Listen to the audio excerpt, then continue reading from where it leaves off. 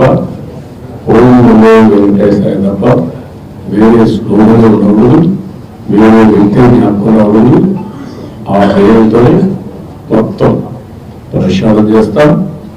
మళ్ళీ భారతదేశం కాకుండా ప్రపంచం మొత్తం అభినందించే విధంగా ఈ టీడీపీని తీర్చిదిద్దామని చెప్పి తెలియజేసుకుంటూ మరొకసారి ఈ సమస్య మళ్ళా సమయం వస్తుంది. నేను ఎప్పటికీ కూడా మాట్లాడతా అన్ని విషయాలు ఎందుకంటే మళ్ళా నేను లైవ్ లో క్యాచ్ చేస్తున్నాను. Just a couple of questions. Sir, ప్రక్షాళన టీటీడీ నుంచి ప్రారంభమవుతుందన్న టీడీపీ గవర్నమెంట్ వచ్చింది స్టేట్ లో, బట్ టీటీడీలో అనిశ్చితి. The chairman has resigned, board has resigned, EO has gone on leave. Can we expect a rejig of complete TTD? No, what I am saying is only one way. Now matter is moving. Yesterday నేను స్వేరింగ్ in చేశాను. వెంకటేశ్వర స్వామిని దర్శనం చేసుకున్న తర్వాత ఆయన ఆశీస్సులతో పని ప్రారంభించాలనుకున్నాను. వచ్చాను, ఆ సంకల్పం ఎక్కడ చెప్పాను, ఎక్కడి నుంచి ఎక్కడ ఏ విధంగా పనులు చేస్తాం మీరే చూస్తారు. సాయంత్రం పెట్టినప్పుడు ఇది డ్రీమ్ ప్రాజెక్టులు 2 ఉన్నాయి. డ్రీమ్ ప్రాజెక్టులు ఉన్నాయి సార్.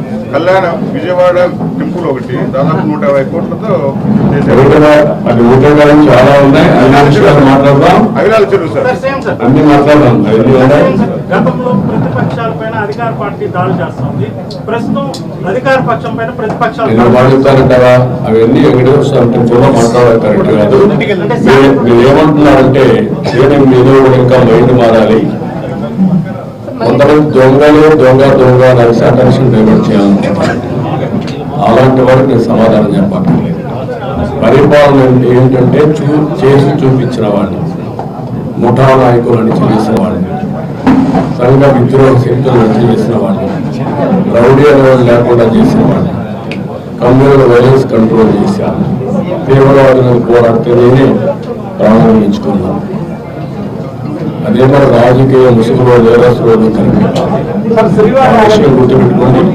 నేను ఒకటే చెప్తున్నా, ఎవరైనా సరే నేరాలు చేసి వేరే వాడు తప్పించుకోవాలనుకుంటే మాత్రం మాత్రం గతంలో రాజకీయాలు మాట్లాడుకుంటున్నాం.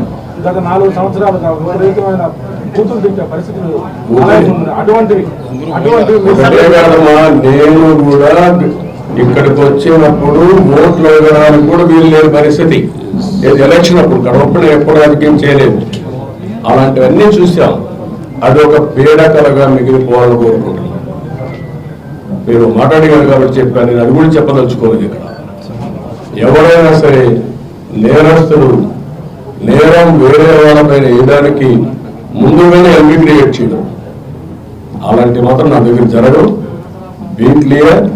ఎవరైనా సరే నేరస్తులుగా చూస్తా. రాజకీయ ముసుగులు కూడా వీళ్ళు నేరాలు చేయడం కుదరదు. So one last question.